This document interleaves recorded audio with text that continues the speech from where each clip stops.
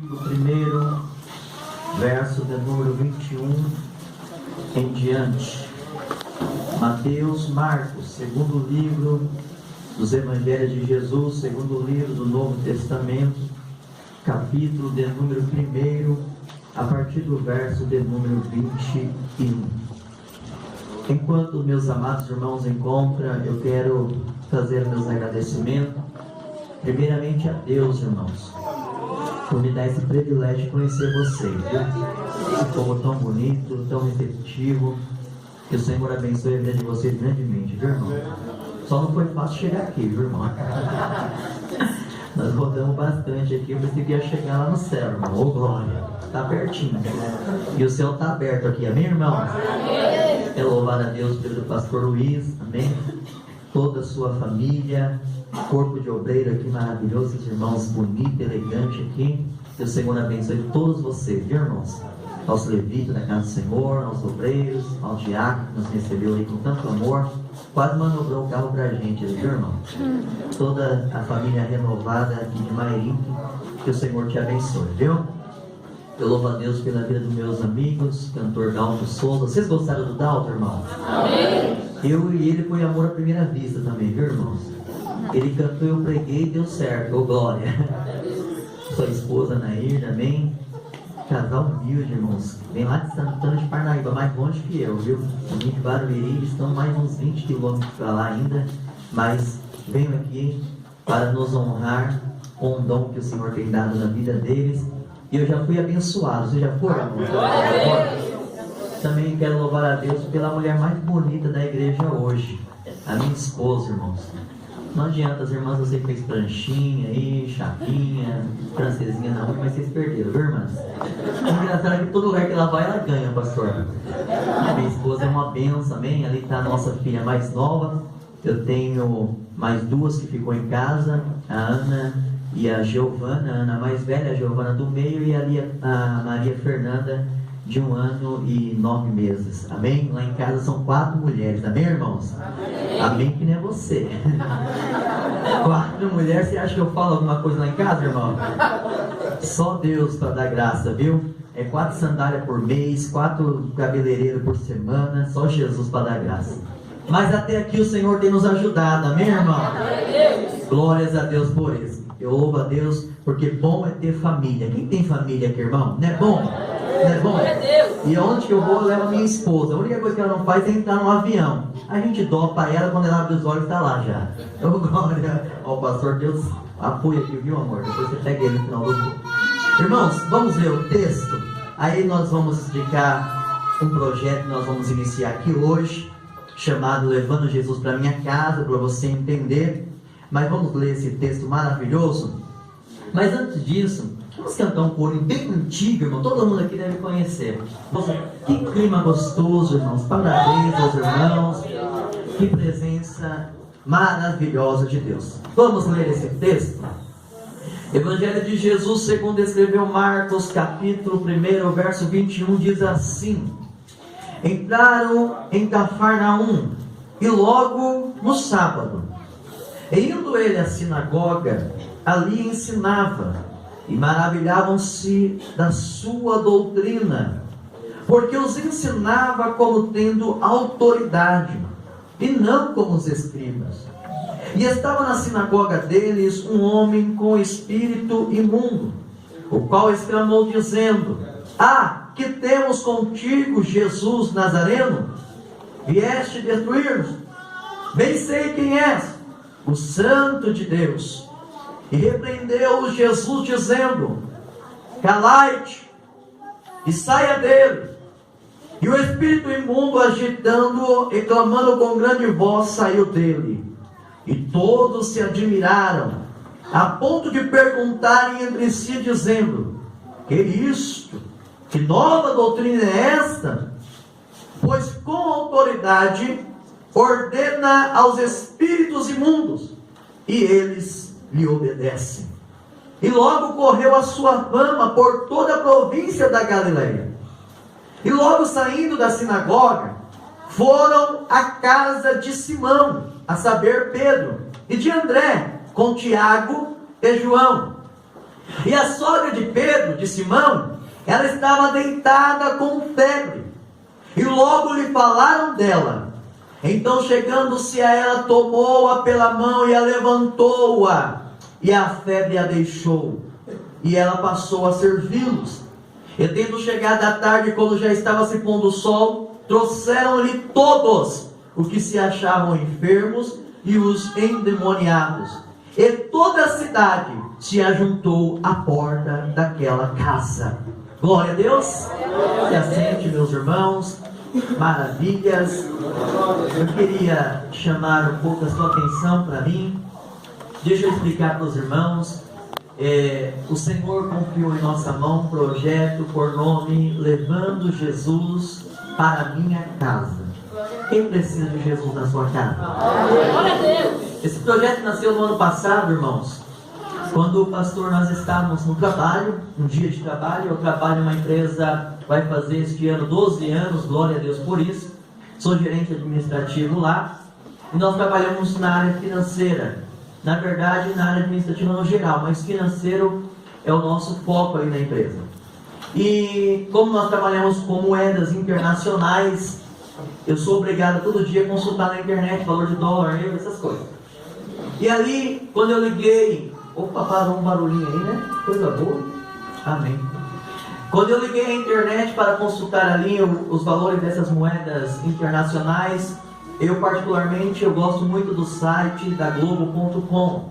Acho um site bastante atualizado, principalmente na área financeira. E quando eu abri ali a internet, logo de vermelho, bem grande nas notícias, estava uma notícia em destaque, dizendo assim: filho matou a sua mãe porque ela não deu dinheiro para ele comprar drogas.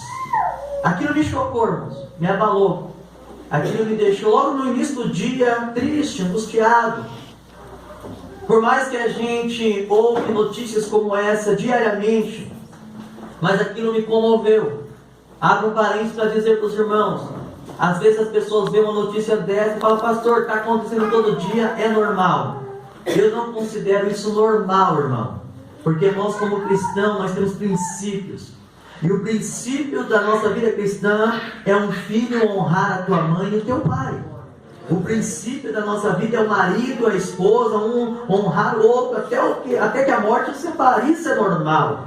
Normal, irmão, filho arrancar a vida da sua mãe? Que isso, não é não. E aquilo me abalou. Mas, aos afazeres do dia, eu acabei me entretendo ali, distraí e esqueci a notícia. Fui para casa. É costume nosso, eu e minha esposa, a gente orar na noite, na madrugada, a gente vamos orar ao Senhor. E naquela noite, na oração, naquela madrugada, já era de madrugada do outro dia, eu lembrei da notícia. E aquilo veio na minha mente, no meu coração, e eu comecei a orar, pedindo a Deus misericórdia sobre a vida daquele moço, porque ele acabou com a vida da tua mãe, e de uma certa maneira estava acabando com a sua vida. E eu pedi misericórdia ao Senhor, e eu fiz uma pergunta a Deus naquela noite.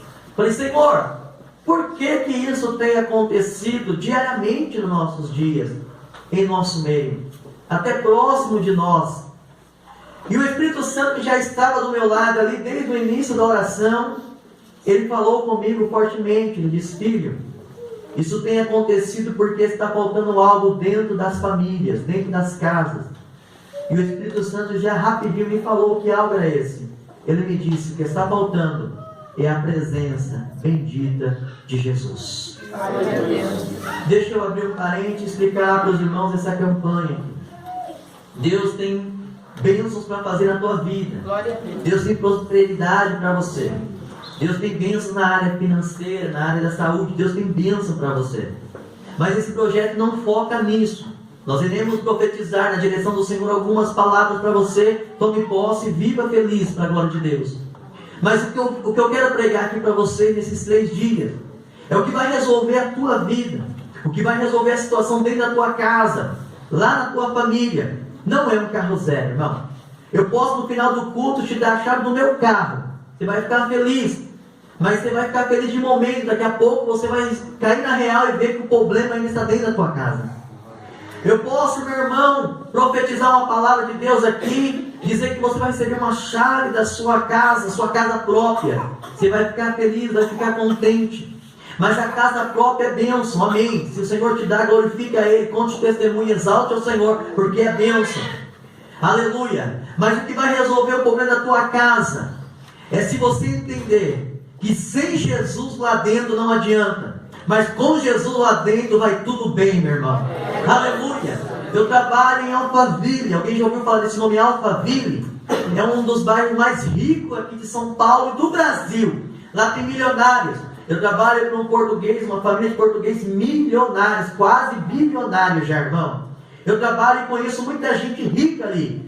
Mas eu vejo pessoas milionárias, irmãos, mais tristes do que uma pessoa simples, que não tem quase nada, materialmente falando. Por quê? Eu vejo com meus próprios olhos pessoas milionárias lá no bairro de Alphaville, mas não são felizes.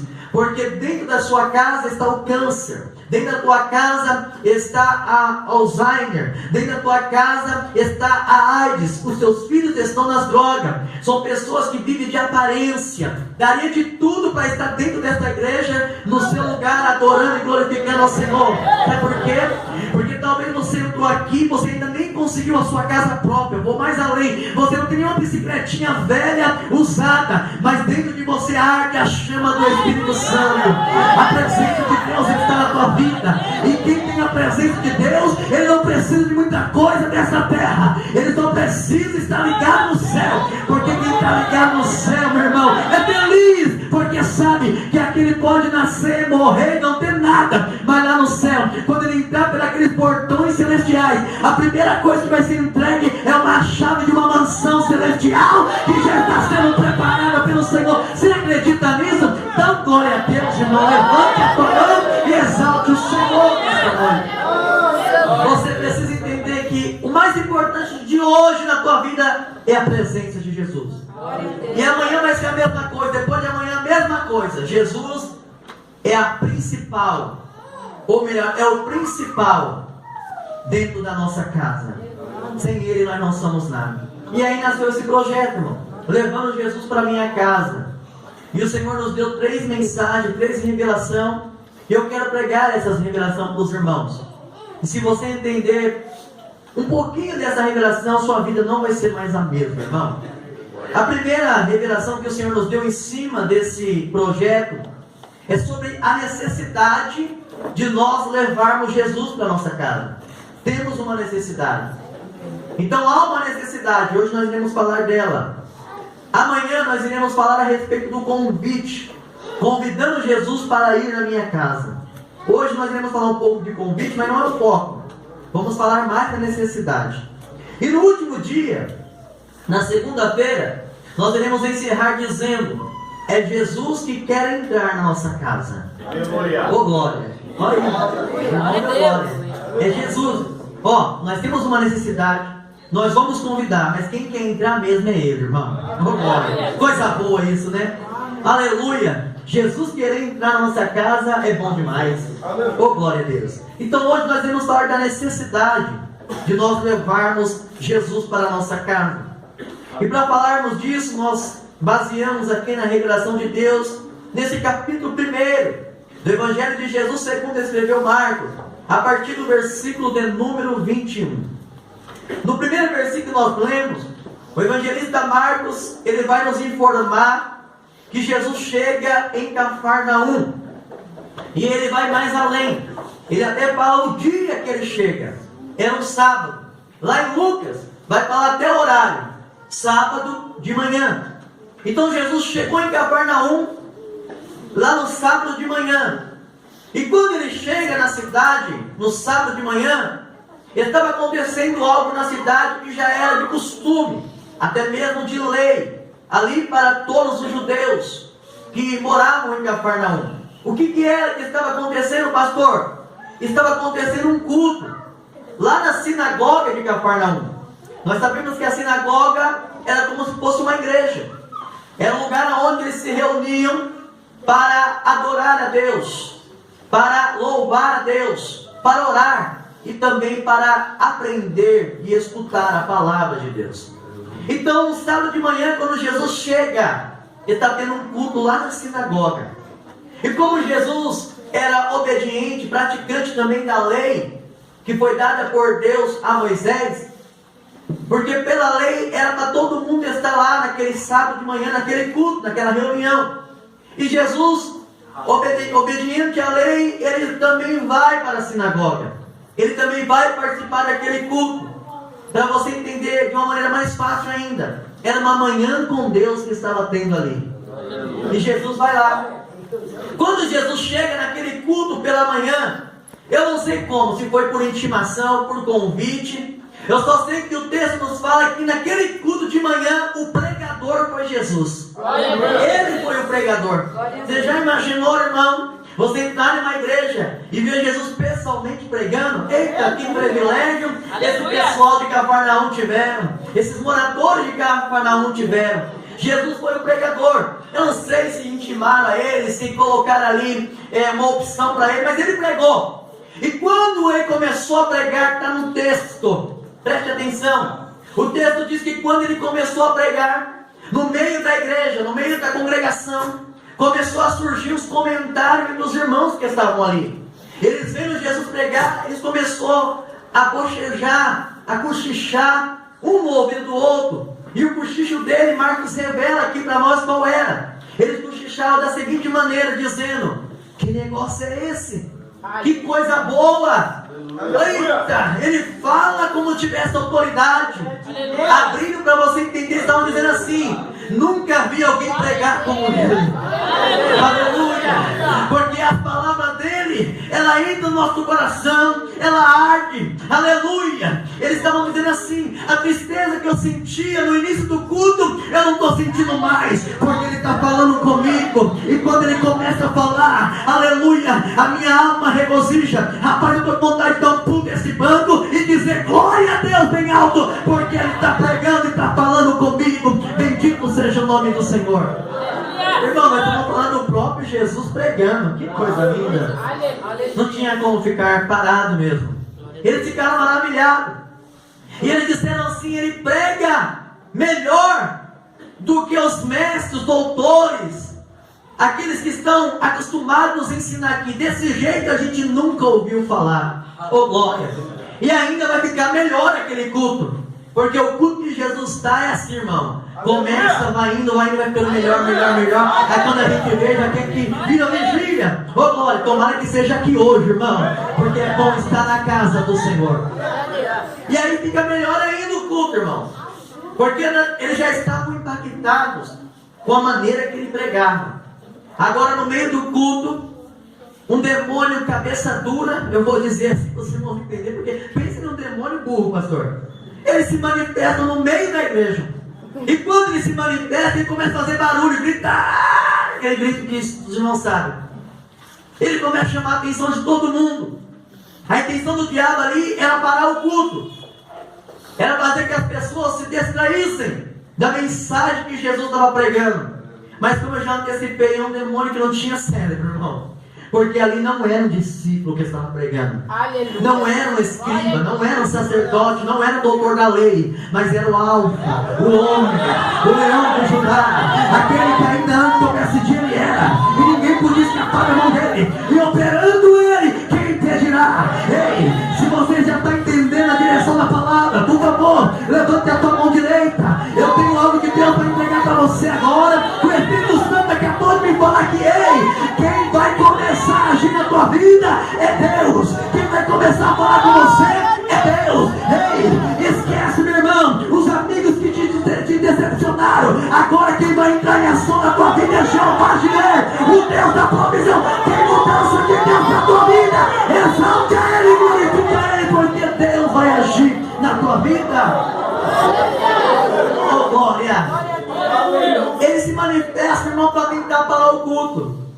Abrindo parente, convenhamos, tem muitas igrejas por aí, irmãos, que pelo amor de Deus faz isso. O demônio se manifesta, ele para o culto, pastor. Para o culto todinho para dar atenção para o demônio lá. Aí algumas chamam na frente, Começa a perguntar o nome, tipo de RG, CPF, se puder tira ali a digital do demônio. É tanta coisa que eu não consigo entender isso, pastor. O culto para, se tiver tendo cantina na porta, ei, alguém traz um pastel pro demoniado aqui, tá com fome. Para com isso, meu irmão. O culto que Jesus está na direção, o demônio tem que sair na hora. Ele tem que ir embora, porque quem manda nessa casa é Deus. Quem está na direção do culto é Deus. A glória aqui é para Deus, a atenção aqui é para Deus.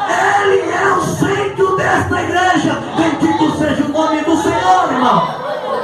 O demônio pode até tentar entrar aqui, irmão, mas eu sei, só pela recepção que o diácono me deu ali, ele vai ser barrado lá na porta pela unção de Deus na vida do diácono, porque aqui só entra, meu irmão, a glória de Deus. Bendito seja Deus. Entenda, vocês estão entendendo isso, irmão? Um culto, eita que culto abençoado.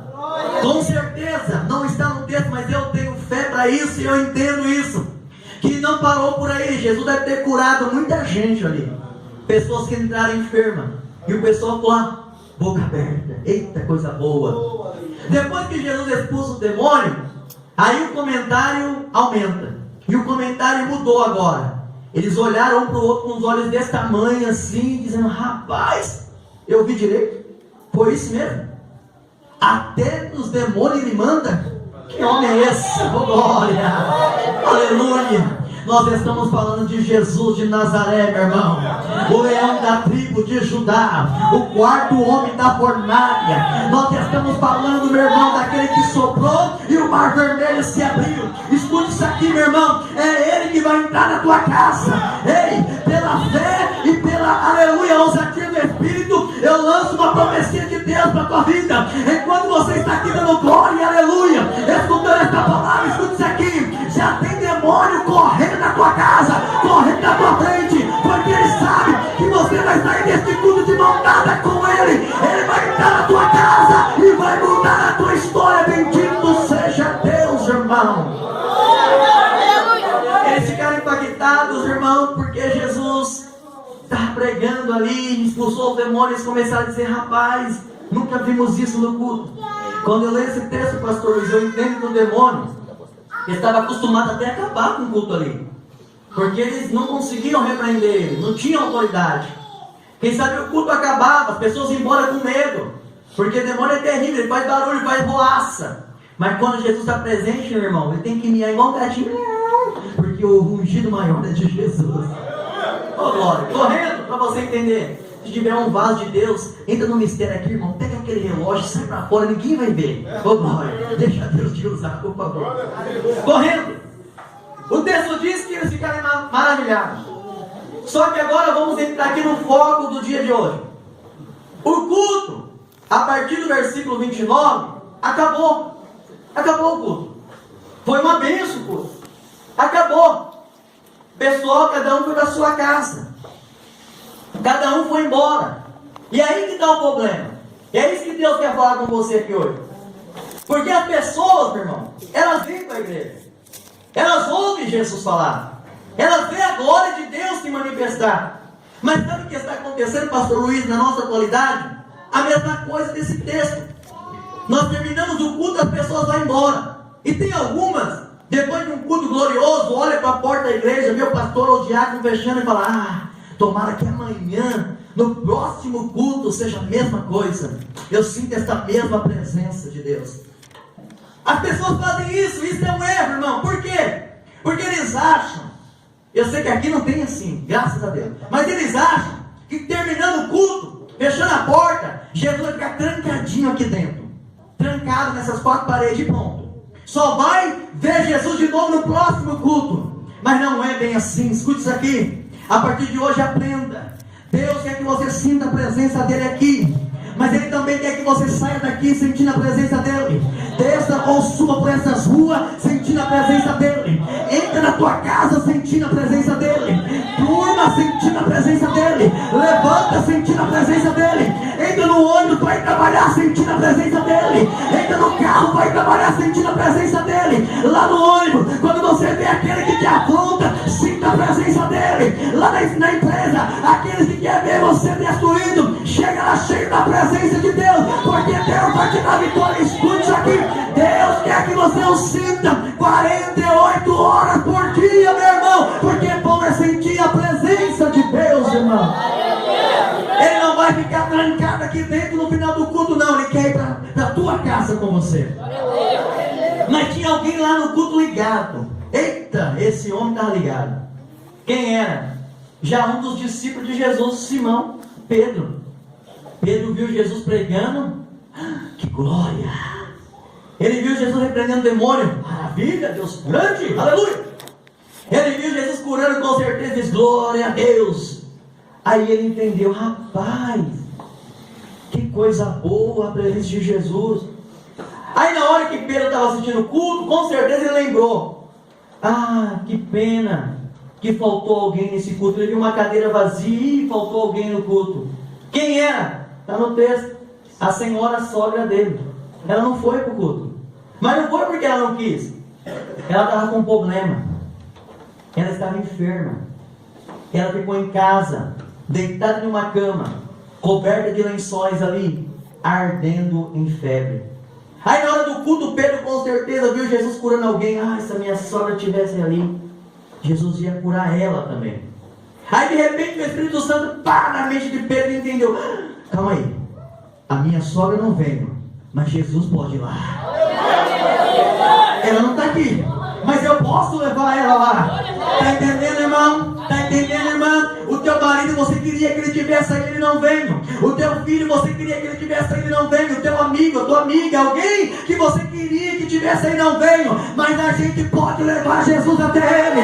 Vamos levar Jesus para as casas. Vamos levar Jesus para a família. Ei, Jesus vai se encontrar com aquele que você quer ver entrando para essas portas. Eu vou ser ousado porque estou cheio de Deus aqui. Ainda amanhã vai ter pessoas entrando de mão dada com alguém por essa porta. Porque hoje Jesus vai lá na tua casa e vai tocar nessa pessoa. Bendito seja.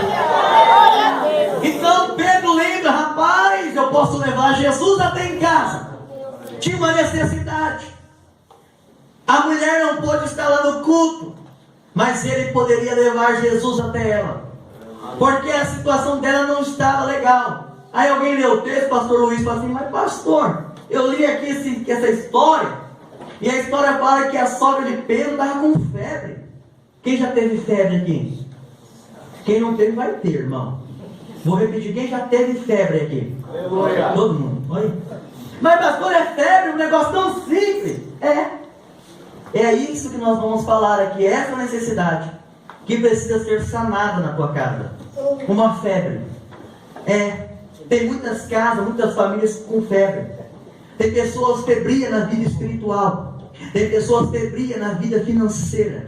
Tem pessoas febrias na vida amorosa.